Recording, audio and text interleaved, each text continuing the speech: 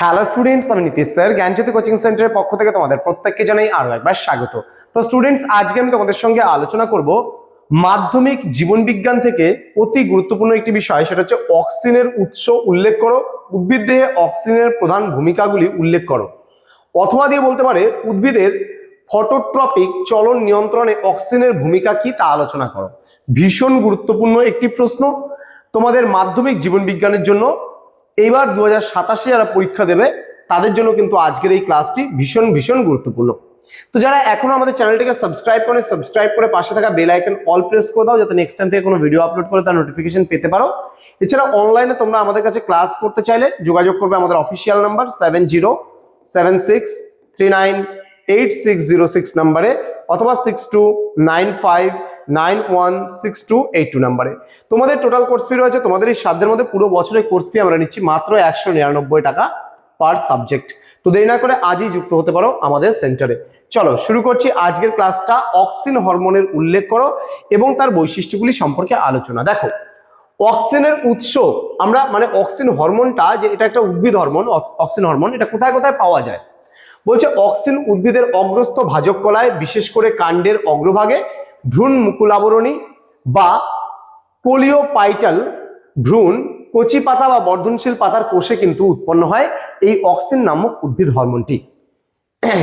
Next প্রশ্ন next part বলেছে উদ্ভিদে অক্সিন হরমোনের প্রধান ভূমিকাগুলো কি কি।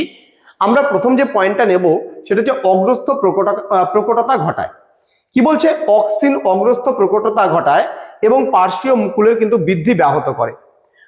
অগ্রমুকুলের উপস্থিতিতে কাক্ষিক মুকুলের বৃদ্ধি বাধাপ্রাপ্ত হয়, কিন্তু অগ্রমুকুল কেটে বাদ দিলে কাক্ষিক মুকুলের কিন্তু দৈর্ঘ্য বৃদ্ধি ঘটে এবং শাখা প্রশাখা সৃষ্টি হয়। এই শারীরবৃত্তীয় ঘটনাকে অগ্রস্থ প্রকটতা কিন্তু বলা যেতে পারে। নেক্সট বলছে কোষ বিভাজন ও কোষের আকার বৃদ্ধি পায় কিন্তু। অক্সিনের প্রভাবে উদ্ভিদ কোষ বিভাজিত হতে দেখা যায় এবং কোষ আয়তনেও কিন্তু বৃদ্ধি পায়।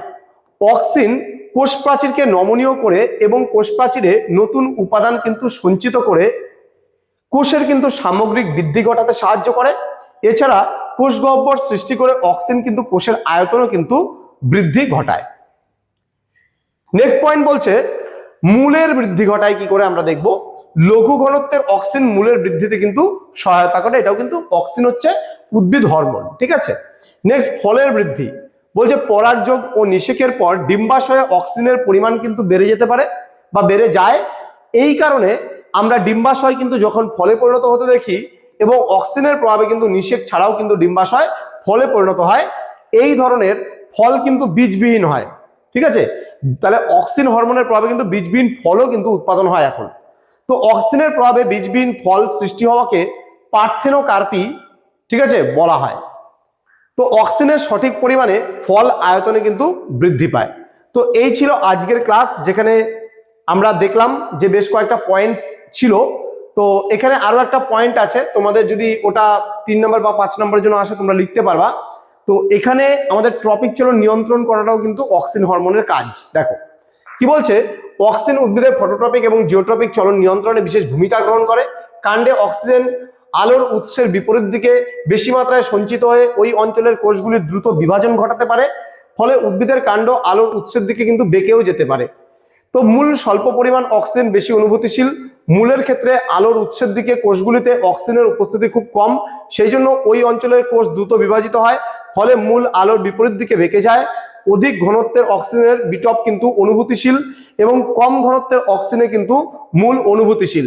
কাণ্ডের অগ্রভাগে অধিক ঘনত্বের অক্সিজেন এবং মূলের অগ্রভাগে কম ঘনত্বের অক্সিজেন কিন্তু সঞ্চিত হয়ে যথাক্রমে কাণ্ড ও মূলের কিন্তু অগ্রভাগে দ্রুত কোষ বিভাজন কিন্তু ঘটায়, ফলে বিটপ অভিকর্ষের বিপরীতে এবং মূল কিন্তু অভিকর্ষের অনুকূলে কিন্তু অগ্রসর হয়। অক্সিন এইভাবে উদ্ভিদের জিওট্রপিক চলন নিয়ন্ত্রণ করে। অক্সিনের এই রকম যে অসমান বন্টনের ওপর কিন্তু উদ্ভিদের ট্রপিক চলন কিন্তু নির্ভর করতে দেখা যায়, ঠিক আছে।